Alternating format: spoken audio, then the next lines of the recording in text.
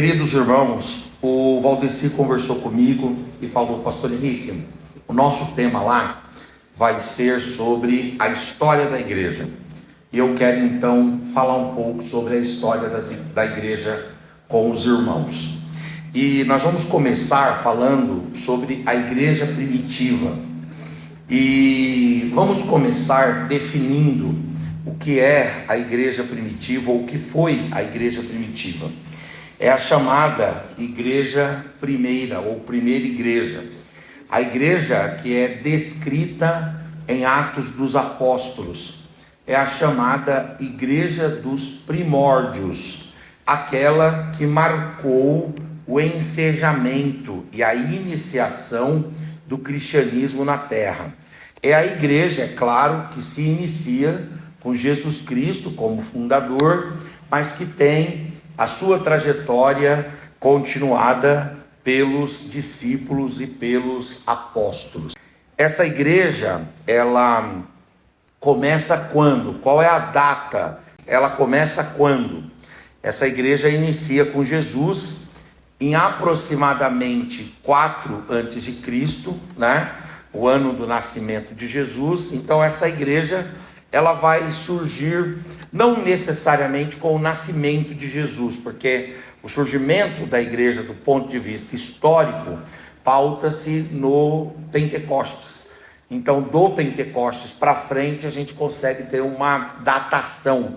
Então nós estamos falando da era cristã surgindo em 4 antes de Cristo, com o nascimento de Jesus, e da história da igreja primitiva surgindo ali por volta do ano 33 depois de Cristo, porque Jesus, ele vive 33 anos e morre. E aí, quando ele ressuscita, fica 40 dias com os discípulos, tem cerca de 11 aparições, e depois ele é assunto aos céus. E quando ele é assunto aos céus, 10 dias depois ele envia o Pentecostes e dá início então à história da igreja, dá início à igreja no sentido histórico, porque no sentido profético nós teríamos que retornar àquilo que Paulo fala em Efésios, quando ele diz que a igreja é um mistério de Deus que esteve oculto desde antes da fundação do mundo, mas que nos dias de Jesus esse mistério de Deus foi revelado, que é a igreja. Então a igreja surge no aspecto profético antes da fundação do mundo. Ela surge também no aspecto profético no período veterotestamentário, com as muitas profecias que Deus falava através dos profetas, que depois do advento de Jesus, Deus iria formar um povo, uma nova dispensação, um novo tempo, uma nova aliança. Então, a igreja primitiva, a igreja no aspecto histórico, vai começar ali no ano 33 e ela vai seguir até quando? Até o ano 100, tá certo? Então, quando a gente pensar em igreja primitiva, nós temos que parar no ano 100. Por que pararmos no ano 100? Porque no ano 100 é que acontece a morte, ou no ano 98 é que acontece a morte do último dos apóstolos, que é o apóstolo São João. Então o apóstolo São João morre no ano 98. E ao contrário do que muitos imaginam, que João teria morrido pelo sofrimento na ilha de Patmos, ele não morre lá, segundo a tradição cristã. Ele volta para Éfeso e morre de causas naturais ali em Éfeso. Então a igreja primitiva é a chamada igreja do primeiro século, a igreja dos primórdios, a igreja do nascedouro, a igreja bíblica, a igreja que a maior parte de sua história está relatada no livro de Atos. Então a igreja de Atos é a chamada igreja primitiva, tá bom? Começa no ano 33 e vai até o ano 100. Quais são os principais personagens desta igreja? É óbvio que os principais personagens desta era da igreja, depois de Jesus Cristo, foi os 12 apóstolos, ou seja, o colégio apostólico, os discípulos mais íntimos de Jesus, cujas histórias estão escritas e descritas na própria Bíblia, tanto nos evangelhos quanto no livro de Atos, quanto também nas cartas. Nós temos muitas informações históricas sobre os personagens principais da igreja primitiva nas cartas, nas epístolas. Eu trouxe aí um quadro abaixo, um quadro que a Wikipédia traz, descrevendo como é que cada um dos apóstolos teve o encerramento da sua vida. E este relato da Wikipédia, ele é baseado num conteúdo muito bom, que é o Livro dos Mártires, do John Fox. Então é um material que, apesar de estar publicizado lá na internet, numa página que todo mundo tem acesso e pode editar, que é a Wikipédia, nós temos aqui um material muito bom. Então o Pedro, ele foi o mártir na cidade de Roma em cerca de 64 depois de Cristo, durante a perseguição dos cristãos por Nero. Os irmãos sabem muito bem que o Pedro, ele morreu crucificado e de cabeça para baixo, mas ele morreu pregando o evangelho. Vejam que interessante, a obra de Jesus é tão magnífica que aquele que negou Jesus morreu por Jesus. O evangelho é poderoso, a semente, quando dá fruto, gera coisas extraordinárias mesmo. O André, ele foi para a terra de canibais, que hoje são os países que compõem a ex-União Soviética, e lá ele teve, segundo um dos pais da igreja, Eusébio de Cesareia, a sua morte. Ele foi crucificado em uma cruz em formato de X, porque a cruz romana é a cruz em formato de T, mas existia uma variação da cruz, sobretudo pela região dos turcos, e lá na região dos turcos, a cruz que eles faziam não era uma cruz em formato de T, mas uma cruz em formato de X, e ele também morreu pelo evangelho, morreu pelo Senhor Jesus. O Tomé, ele foi provavelmente o mais ativo dos apóstolos da região da Síria, a Síria, que é o norte de Israel,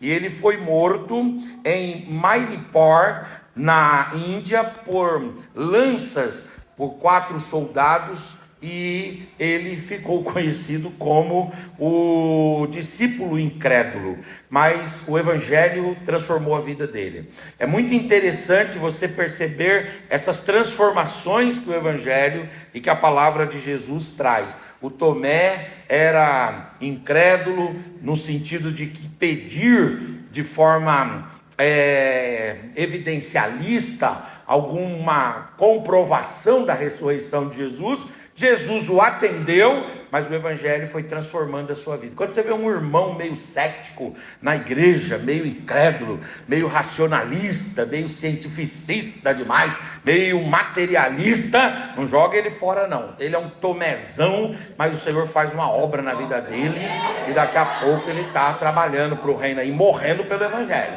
Então tem que ter paciência com os céticos, né?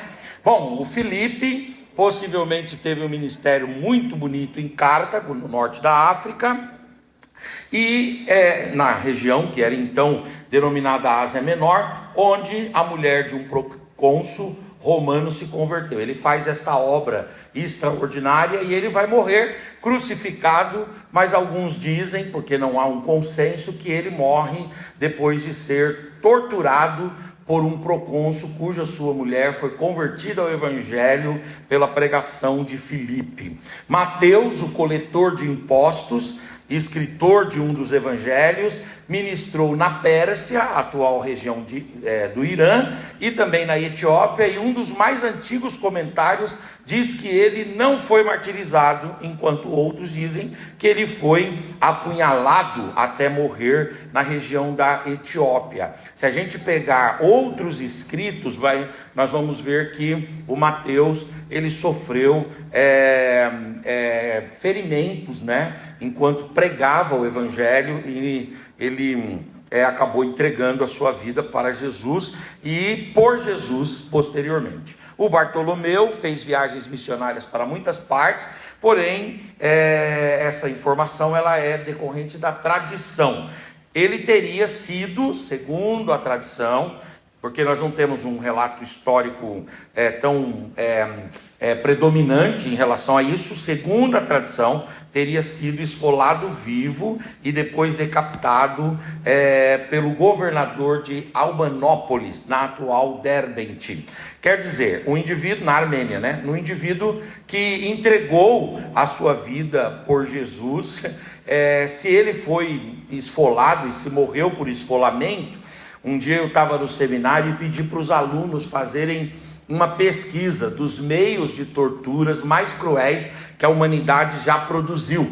E uma das formas de torturar a pessoa era por esfolamento. E como é que matava uma pessoa por esfolamento? Amarrava essa pessoa nua no cavalo e saía puxando ela pelas ruas da cidade, as ruas de paralelepípedo. E ela ia lá perdendo as suas camadas da epiderme até que órgãos vitais fossem falecendo e ela morria ali de uma forma horrível. Isso tudo que a gente está compartilhando, é claro, é para mostrar que a igreja, ela chegou aqui sob o suor e sob o sangue de muita gente. Por isso que nós precisamos valorizar a igreja, amar a igreja, precisamos lutar pela igreja e precisamos valorizar e cultivar a igreja. Tiago, filho de Zebedeu, que é o irmão de João, né? Ele foi decapitado em 44 e ele foi decapitado por Herodes. O Tiago, irmão de João, é o Tiago do trio, Pedro, Tiago e João. E esse indivíduo aqui, ele vai ser decapitado, ele é um mártir da igreja ali no livro de Atos capítulo 12. Tiago, filho do Alfeu, também faleceu na Síria e ele morreu apedrejado. Eu uma vez li um comentário do William Hendrickson de Atos 6, quando o William Hendrickson ele fala sobre o Estevão sendo apedrejado.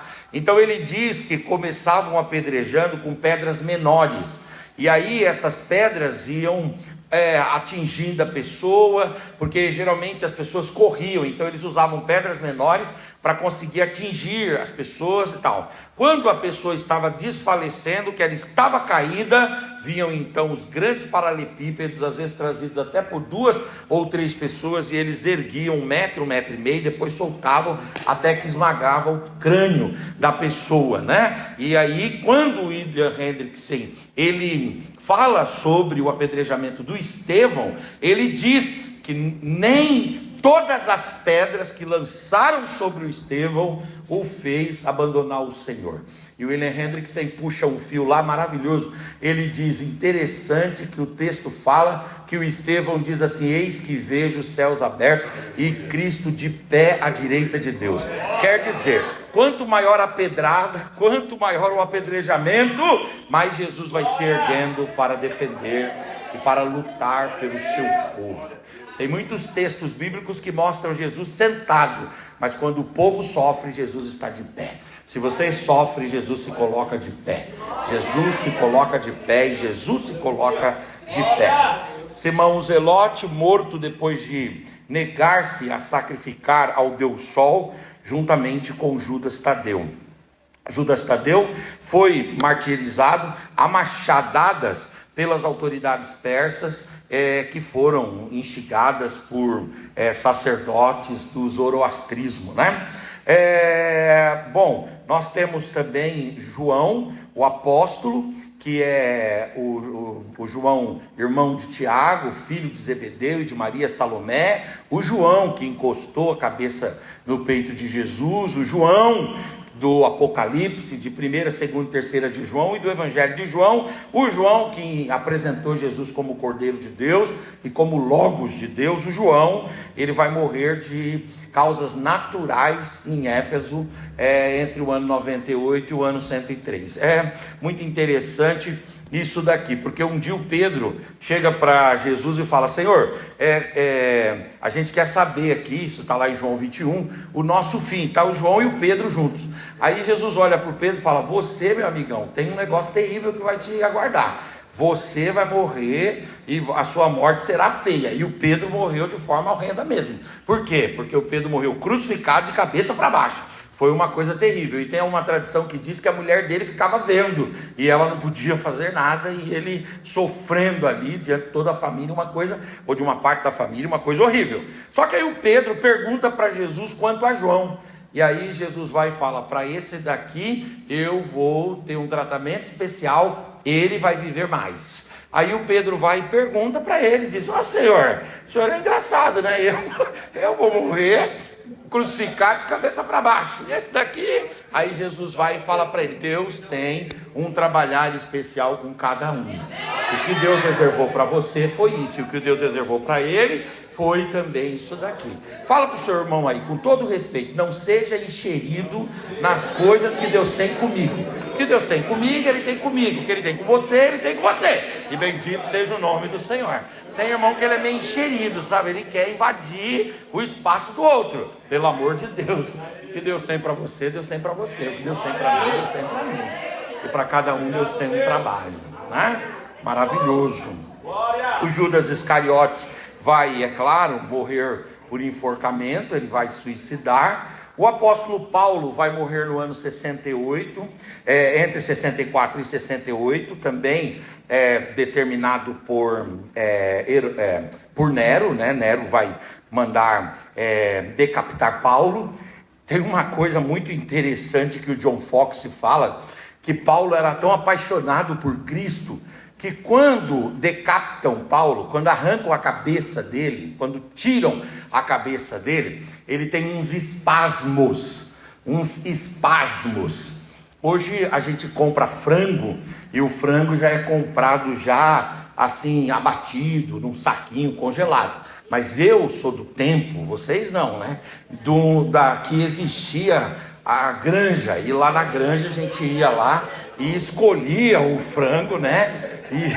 E eles abatiam o frango na hora, e era uma coisa terrível.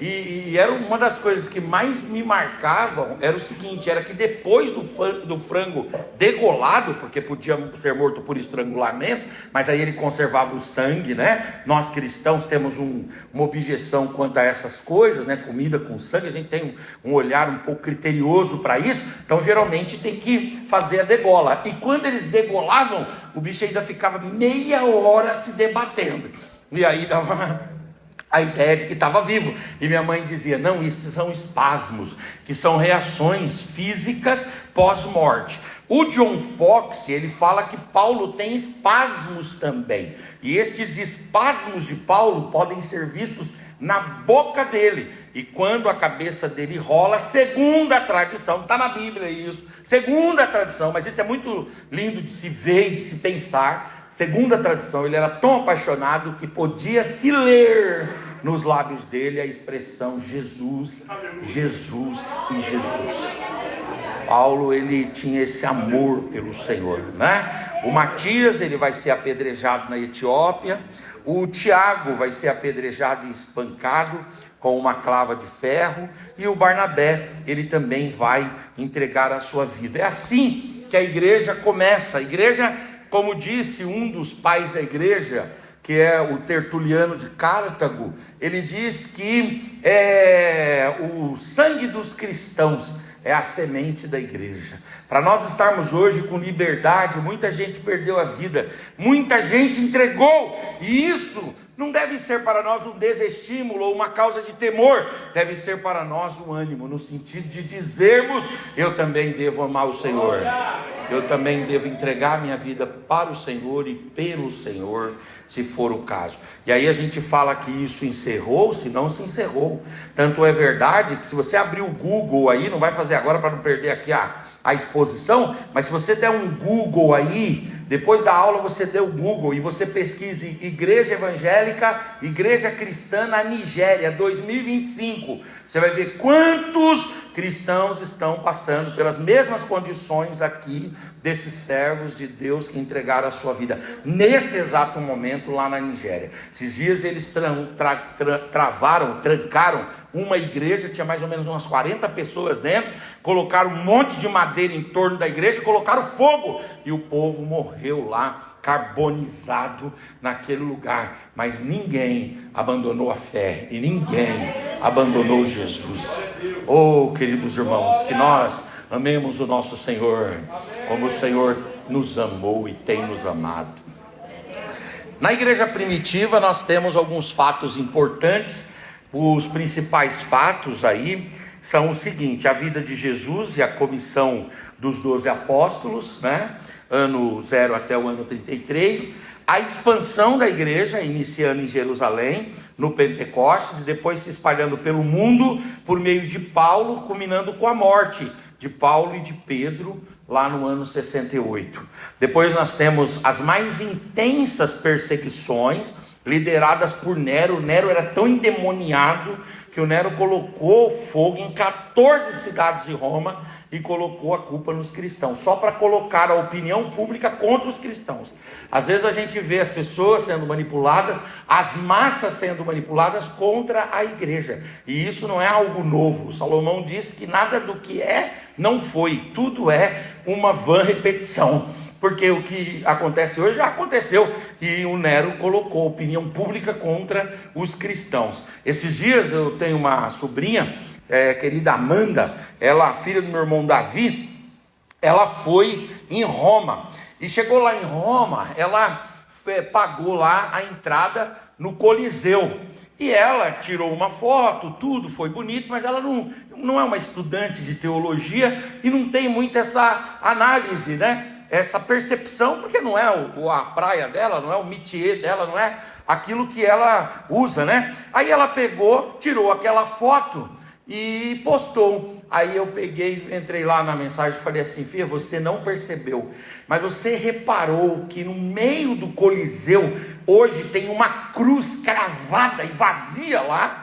Aí ela disse: não, tio. Falei: dá uma olhada na sua foto. Ela tirou uma foto assim, pegou todo o Coliseu, quer dizer, vamos dizer assim, né? Aquilo que está de pé do Coliseu, pegou, e tem uma cruz no Coliseu. Se você der um Google aí também, você vai ver uma cruz no meio do Coliseu. O Nero levantou o Coliseu para acabar com o evangelho. O Nero passou, o Império Romano passou, e a cruz continua lá como um símbolo da vitória do nosso Cristo. O nosso Cristo está vivo, Ele está vivo e Ele está vivo. As perseguições de Domiciano são perseguições terríveis. O Domiciano era um indivíduo mau, um imperador terrível, e ele perseguiu os cristãos, e ele perseguiu tantos cristãos, o Domiciano, que foi ele que, segundo a tradição, colocou o João num óleo para que o João fosse pururucado. Você já comeu uma pururuca aqui, né? Agora pensa num ser humano pururucado, colocou o corpo dele lá dentro. Por que ele não morreu? Quando se estuda técnicas de tortura, eles tinham uma forma de fazer o corpo queimar todo, mas a ponto de não atingir órgãos vitais. Então eles faziam sofrer por longos dias, não deixando a pessoa morrer. E depois, segundo a tradição, João é tirado daqui e colocado na ilha de Patmos, e quando ele está lá quebrando pedras, o texto de Apocalipse diz que ele foi colocado na ilha de Patmos por causa da palavra do Senhor. E lá na ilha de Patmos tem o quê? Uma prisão, uma colônia penal, ou seja, ele estava lá pagando pena, cumprindo pena. E quando ele está lá quebrando pedra, em Apocalipse 4 diz assim: eis que olhei para o céu e vi os céus abertos, e a voz de Deus ecoou dizendo: João, sai daí e vem para cá, porque eu vou te revelar coisas extraordinárias. Oh glória, oh glória, oh glória. Fala para o seu irmão aí, diga para ele: a história tem mostrado, diga para ele: a história tem mostrado que quando o crente sofre, os céus se abrem. Os céus se abrem, os céus não ignoram o nosso sofrimento, os céus não se olvidam do nosso sofrimento, os céus não dão de ombro para o nosso sofrimento, não!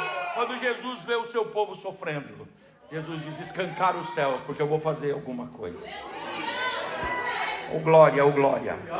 O João morre no ano 98, lá em Éfeso. Ele era o pastor, o grande pastor da igreja de Éfeso, né? A igreja de Éfeso é uma igreja privilegiadíssima. Por quê? Porque Paulo foi o fundador daquela igreja, e depois aquela igreja passou pelo Apolo, aliás, por Priscila e Áquila, depois o Apolo, depois o Timóteo. O João também esteve naquela igreja, e por fim o João vai pastorear aquela igreja no final da sua vida.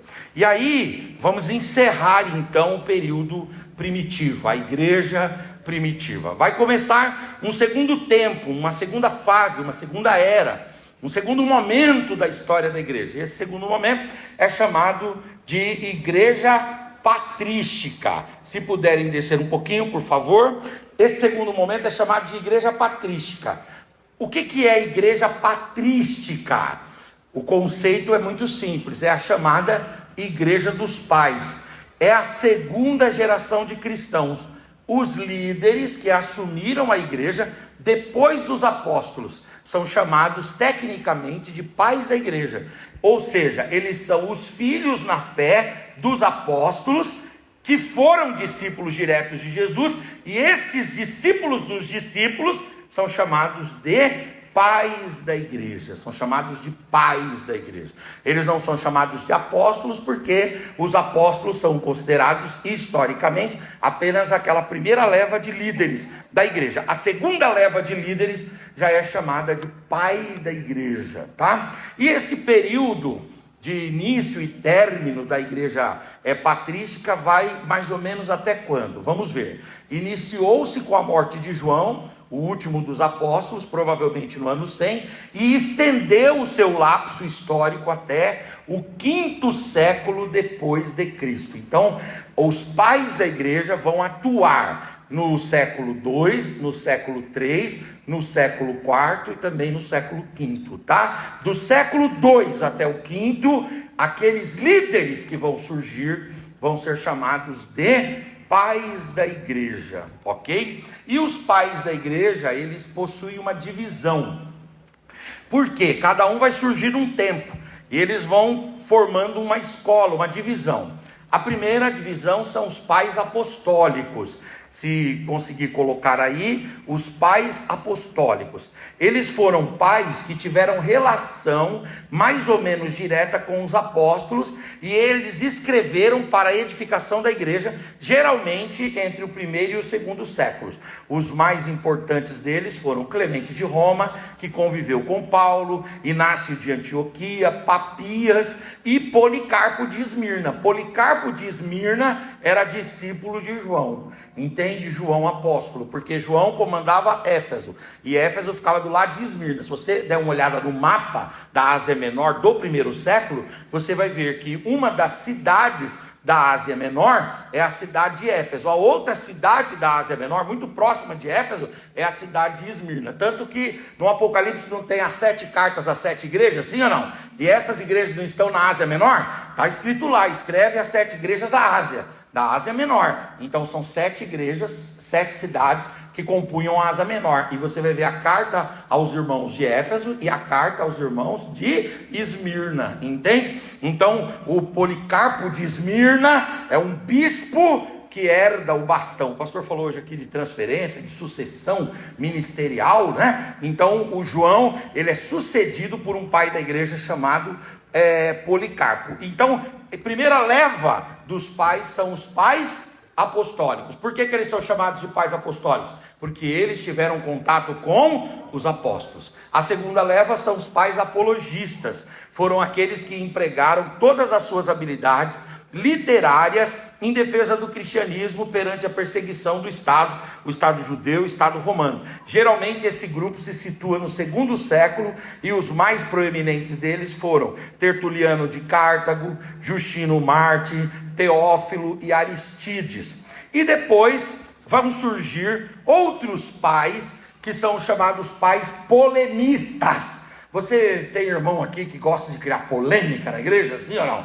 Tem os polemistas aqui? Não dá uma olhada de lado não, senão você vai denunciar que você acha esse irmão meio polêmico, né? Mas não tem os polemistas na igreja, aqueles que são polêmicos e que criam polêmicas? Então os polemistas, eles já existiam lá desde a era dos pais. Os pais desse grupo, eles não mediram esforços para quê? Para defender a fé cristã das falsas doutrinas surgidas dentro da própria igreja. Vejam que os pais polemistas, apologetas também, eles vão defender a igreja de falsos ensinos. E os piores ensinos não são os que vêm de fora. As piores contaminações são as internas. Entende? As piores adversidades que a igreja enfrentou foi enfrentando ali os próprios ensinos errados, errôneos, errádicos, difundidos no próprio seio da igreja. Irineu de Leão, Tertuliano de Cartago, Cipriano e Orígenes de Alexandria são os grandes polemistas. Bom, aí nós temos a história de alguns, depois eu deixo Clemente de Roma, depois nós temos Inácio de Antioquia, Policarpo. Policarpo é um personagem interessante da gente falar alguma coisa. O Policarpo, ele tinha 86 anos e o Império Romano o sitiou lá numa fazenda, porque os irmãos esconderam Policarpo na fazenda para que o Império Romano não o pegasse. E o Policarpo tinha 86 anos, e o Policarpo vai e é preso, e montam lá a pretória, que era um tribunal, né?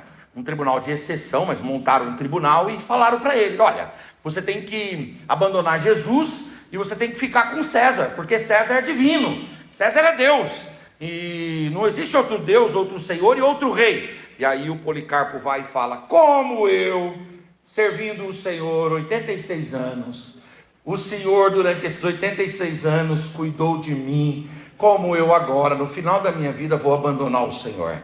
Pelo amor de Deus, coloca fogo na pira. Na pira. A pira era aquela pilha de madeira que o Policarpo estava no meio. E aí eles disseram: então joga fogo na pira? Não vai abandonar Jesus? Não. Aí colocaram fogo. Diz que o velho Policarpo seguia cantando, e o fogo ardendo, e o Policarpo cantando, e o fogo ardendo, e o Policarpo cantando. Aí o pastor Orlando Boyer, no livro Heróis da Fé, ele diz que o Policarpo não morria, porque ele cantava com maior intensidade, e o fogo pegava e ele cantava. Aí um soldado pegou uma lança de 5 metros, bem pontiaguda, e distante 5 metros da pira, o soldado o lancetou várias vezes. Ele caiu, o sangue esvaindo, e ele continuou cantando. Ele dobrou o joelho, caiu um grande herói da fé, cantando e louvando ao nome do Senhor. O Orlando Boyer, naquele livro Heróis da Fé, ele diz que depois da morte do Policarpo, muitos dos soldados se converteram a Cristo Jesus. Muitos dos soldados se converteram a Cristo Jesus. É muito interessante isso. Paulo escreve aos irmãos de Éfeso e ele diz assim: irmãos, vejam que nas minhas cadeias Deus tem me feito gerar almas para Cristo. Eu gerei em cadeias. Quando ele manda a carta a Filemon por Onésimo, Onésimo era o escravo do Filemon que tinha fugido e que encontrou Paulo lá na cadeia, e que Paulo ganhou ele para Jesus preso. Aí Paulo vai e escreve para o Filemon e diz assim: receba o Onésimo como se recebesse um irmão na fé, porque ele é meu filho na fé, e eu o gerei em cadeias. Eu tenho uma palavra profética para você aqui esta noite. Nós estamos no Ebom aprendendo sobre a escola, sobre a história da igreja, mas Deus tem falado conosco. Deus tem muitas formas de falar conosco.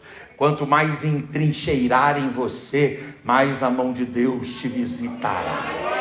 E nas suas cadeias, assim diz o Senhor, eu te farei produzir frutos. Nas suas cadeias eu te farei produzir frutos. O Justino Marte vai ter esse nome porque ele vai fazer a defesa da fé. Ele é o primeiro grande apologista. O Irineu de Lyon é extraordinário, vai deixar um legado. O Tertuliano de Cartago é meio, vamos dizer assim, complexo. Tá me faltando a palavra, daqui a pouco ela virá. Ele é um tanto complexo. Por quê? Porque acusam o Tertuliano de Cartago de ter inserido algumas coisas na Bíblia que não estavam originalmente na Bíblia, e que o Tertuliano teria inserido isso na Bíblia maldosamente. E eu digo para os irmãos, eu sou um defensor desse pai da igreja aqui, chamado Tertuliano de Cartago, porque eu entendo que ele não fez essas alterações no texto bíblico, uma vez que ele sabe muito bem que não pode acrescentar e nem pode tirar nenhuma vírgula, e nem um tio e nem um ponto. O que o Tertuliano fez foi colocar ao lado do texto sagrado algumas explicações entre parênteses. O problema é que foram fazendo traduções e aquilo que estava em paralelo e em parênteses foi incorporado no texto. E aí hoje a gente tem uma série de textos que ou estão na Bíblia, mas não estiveram antigamente, que eram só explicações, ou esses textos estão na Bíblia entre parênteses. Um dos textos mais emblemáticos, que traz uma confusão no seminário tremendo, muitos irmãos querendo desistir da fé por causa disso, é o texto lá, se o anjo mexeu nas águas ou não mexeu nas águas. Os irmãos, eu venho para o seminário, sempre acreditei que os anjos mexeram nas águas, agora o pastor vem aí e fala que os anjos não mexeram nas águas, que era só uma tradição. Agora a Bíblia não presta, não sei o quê. Pelo amor de Deus, para de ser desesperado, rapaz, acalma esse coração, essa alma sua, né? Isso é só um ponto das escrituras, que a gente tem ali um ponto de divergência, calma. Outra coisa, aquele texto que só aparece em Mateus 17, que fala, né, que aliás só aparece no texto da transfiguração, que fala que há castas de demônios que só saem com jejum e oração. Esse texto também está em parênteses, porque isso daí fez-se doutrina com isso, mas isso só aparece uma única vez na Bíblia, e isso aparece entre parênteses, porque Tertuliano de Cartago que deve ter colocado. Mas o Tertuliano coloca isso como comentário, ele coloca isso como explicação, e alguém vem. A Sociedade Bíblica do Brasil, recentemente, ela lançou, em comemoração, acho que aos 500 anos da Reforma, uma Bíblia de Lutero. E a Bíblia do Lutero tem se você tem, eu não sei se você tem essa Bíblia do Lutero, que foi lançada, tem essa Bíblia? Essa Bíblia tem o texto, e do lado do texto tem os escritos do Lutero. Porque eles pegaram a Bíblia. Você escreve na Bíblia, sim ou não? Cuidado com a mão de Deus, porque a minha mãe, ela era brava com a gente, ela não deixava colocar papel. Aí eu dizia, mãe, por que você não deixa colocar papel? Ela fala assim, porque você está colocando papel na boca de Deus, rapaz, para com isso, né?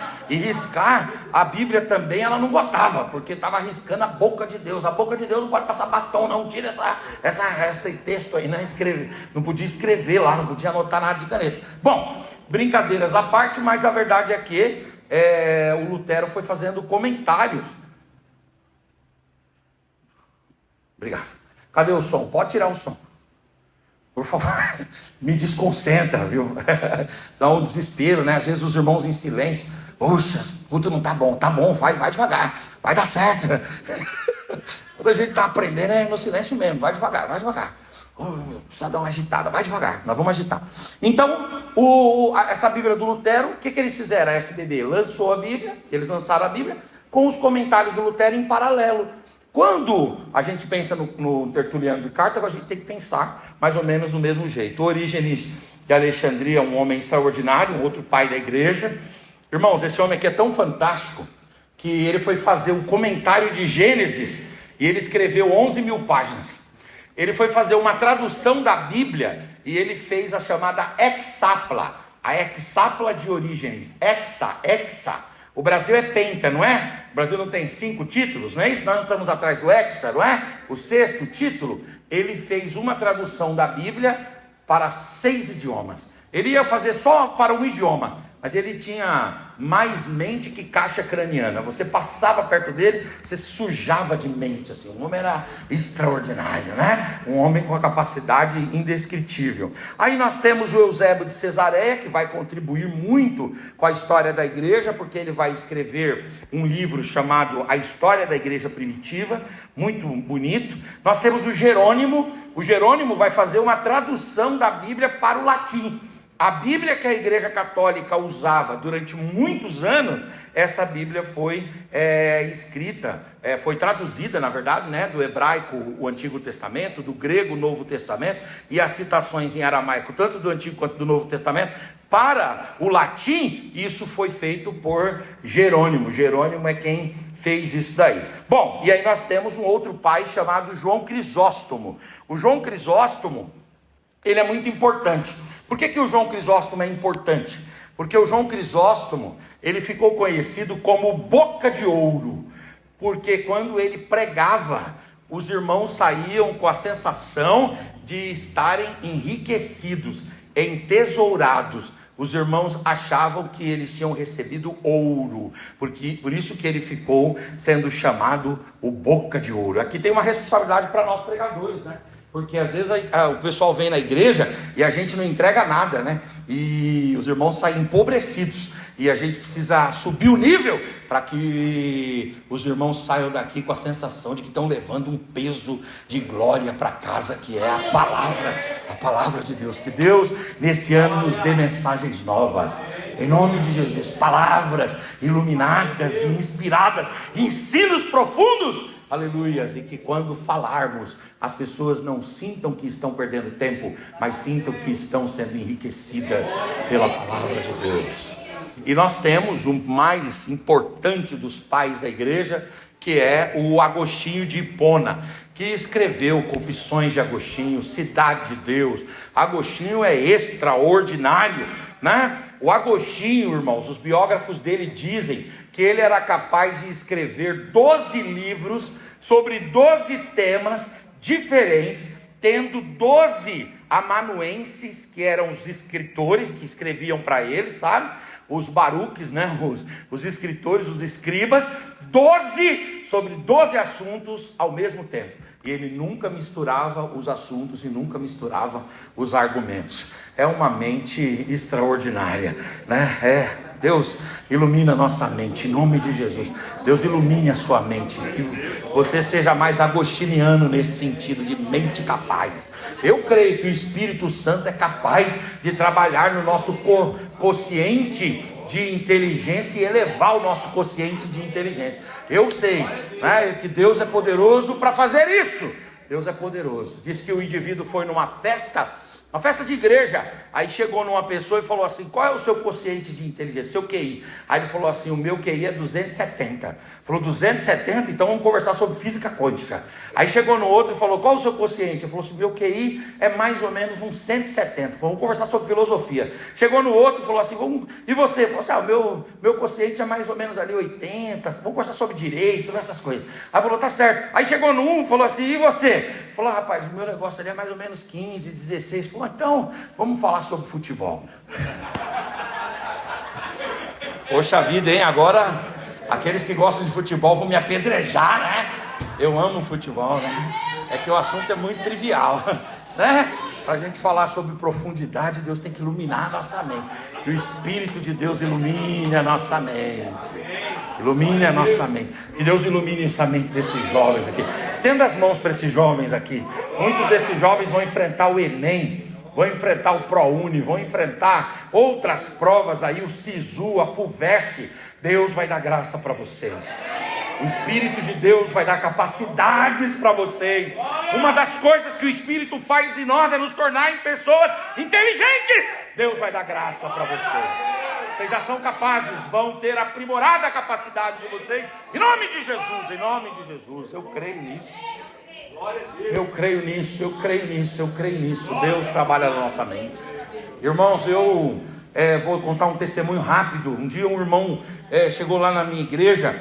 Eu não fui na escola regular, não tive a oportunidade de estudar, irmãos, de ir na escola, nunca sentei num banco para aprender. E aí eu me tornei autodidata, porque eu pregava, aí eu levava os livros para vender, livros de outros autores, levava os livros para vender, e várias vezes eu dormia na estação, etc, e eu ia lendo aqueles livros e comendo aqueles livros. Um dia eu estou pregando lá na minha igreja, quando eu terminei de pregar, um irmão veio assim e falou assim: ô pastor Henrique, eu tive uma visão com o senhor enquanto o senhor estava pregando. Eu falei: o que você viu? Aí ele falou assim: eu vi que a sua cabeça, ela tinha uma espécie de macrocefalia, a sua cabeça ia ampliando assim, ampliando e tomava o púlpito todo. Falei: nossa, fiquei com a cabeça do Pica-Pau naquele episódio do Pica-Pau, que a cabeça dele parece uma bexigona. Aí ele foi e falou assim: é verdade. E aí eu falei: e daí? Aí ele falou assim: rapaz, eu sinto que Deus vai te dar a capacidade, Deus vai ungir a sua mente aí, Deus vai ungir a sua mente. Aí Deus preparou uma oportunidade, eu fui lá e fiz uma prova através do Enseja, eliminei o ensino fundamental e o ensino médio. Aí um pastor da minha igreja foi e falou assim: ó Henrique, eu dava aula no seminário como autodidata, um curso livre de teologia. Ele disse: Henrique, escolhe a faculdade aí que eu vou te abençoar. E ele colocou o prospecto assim na minha frente. Eu peguei e falei: você vai me dar um curso que eu escolher aqui? Aí ele falou: Aí eu falei, eu vou escolher um curso caro e longo. Ele falou, não tem problema, eu vou te dar. Aí eu falei, então tá bom, escolhi o curso de Direito. Fiz o Direito. Quando eu fui entrar lá na universidade, o pessoal, vai faltar as bases educacionais. Eu falei assim, Deus vai compensar as minhas faltas. Deus vai compensar as minhas faltas. Graças a Deus, fiz 60 meses ali. Eu não sou sextanista, não. Eu sou quintanista só. Curso de Direito só tem 5 anos, só fiz 5 anos. Porque o pessoal brincava lá, esse daí vai ser sextanista. Você vai, eu não. Um abraço. Né? Segura aí, meu amigo, que eu estou chegando. E eu estou chegando nas minhas forças? Não. Há um Deus nos céus que unge os seus servos. Unge a cabeça dos seus servos. E não unge só por fora, não. Unge de dentro para fora. Deus vai te dar capacidade, Deus vai te dar criatividade, Deus vai te dar iluminação. Terminei o curso de Direito, nunca peguei um DP, peguei nada. Fui fazer a prova da OAB, só 8% passa, você não vai passar, aquela ladainha toda. Fica ouvindo muita gente, então, ouve o céu que é Deus. Aí eu peguei, fui fazer a prova, fiz a prova, passei na primeira fase, passei na segunda fase, fiz 4 pós-graduações. Agora no ano passado entreguei o mestrado para a glória do Senhor. A minha cabeça está inchando. E eu quero que a sua cabeça incha também, em nome de Jesus. Deus vai te dar inteligência. Aleluia. Deus vai abrir a tua mente. Levante a sua mão, por gentileza. Talvez você tenha se esquecido das coisas. Talvez a Covid tenha atacado você e você diz assim, meu Deus, eu estou perdendo a minha memória. Assim diz o Senhor, eu vou restaurar as suas sinapses mentais. Eu vou restaurar a sua capacidade intelectual. Eu vou sarar a sua mente, eu vou arrancar de você todo o estresse, toda a depressão, eu vou arrancar de você toda a autocomiseração, eu vou tirar de você toda a baixa autoestima, e eu vou derramar sobre você o meu espírito. O meu espírito, o meu espírito, o meu espírito, o meu espírito, o meu espírito, o meu espírito, o meu espírito. Uracandoremanaracandarabá, chorabai, erecandoremanai, derremanacandorebai. Eu estou sentindo a presença do Espírito. Nós somos pentecostais. Olamanacandarabái. E de tempos em tempos a gente pode abrir um espaço da nossa aula para glorificar a Deus e para receber o que o Senhor tem para nós. Para receber o que o Senhor tem para nós. Oh glória, oh glória, oh glória, oh glória, oh glória. Para nós terminarmos essa fase e aí eu entregar a minha participação aqui. Os principais fatos desse período dos pais é o surgimento dos apologistas defendendo o cristianismo puro nos séculos 1 e 2. A canonização do Novo Testamento, porque tiveram que fazer um trabalho de escolha dos livros. Tem até um livro muito interessante chamado Por que os 4 Evangelhos? Por que só 4 Evangelhos? Vocês sabiam que quando foram fazer a canonização dos Evangelhos, descobriram a existência de mais de 2.000 Evangelhos? Mas esses Evangelhos se transformaram em Evangelhos apócrifos, Evangelhos pseudepígrafes, Evangelhos deuterocanônicos, Evangelhos que não são dignos de credibilidade. Por que a igreja não queimou e não acabou com esses Evangelhos? Porque eles guardam alguma informação histórica relevante, mas eles não são inspirados, iluminados. Foi feito um crivo e só sobraram como inspirados, ponta a ponta, Mateus, Marcos, Lucas e João. E foram os livros que entraram no cânon como livros descritivos da vida do Senhor. As biografias de Jesus estão em Mateus, Marcos, Lucas e João. Nesse período nós temos a união da igreja com o Estado, com a conversão de Constantino. Constantino se converte ali em 312, 313, e muitos irmãos acabam discriminando Constantino e batendo no Constantino. Eu vou dizer uma coisa para os irmãos, eu não entendo que aquilo ali foi uma coisa horrível não. Eu sinceramente não entendo. O casamento da igreja com o Estado foi ruim, mas a conversão de Constantino e o que Constantino fez em favor dos cristãos naquela época foi algo extraordinário. Por quê? Porque o Constantino se converte em 312.